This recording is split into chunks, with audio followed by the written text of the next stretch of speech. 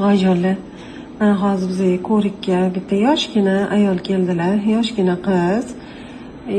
Prosta ko'llari aynayotgani uchun, mazalari bo'lmayotgani uchun holsizlanib ketyapman deb kelibdilar. Mana ko'rsak, homiladorlar. Vaholanki ular hali turmushga chiqmagan ekanlar. Studentman, opa, birinchi kursda o'qiyman deydi.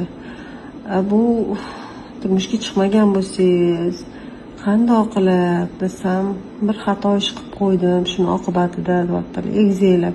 Endi u yigitga turmushga chiqing desam, yo'q men chiqolmayman, ular ham hali yoshlar, endi maktab bitirganlar deyaptilar.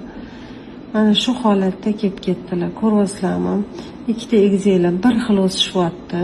Juda chiroyli holatda o'sishyapti. Lekin mana shunaqa holatda hozir oldiraman deb chiqib ketdilar. Qizlarimizga juda ham ehtiyot bo'laylik, onajonlar. Qizlarga juda yaxshi qarashimiz kerak. Mana shunaqa holatlar kuzatilmasligi uchun ham.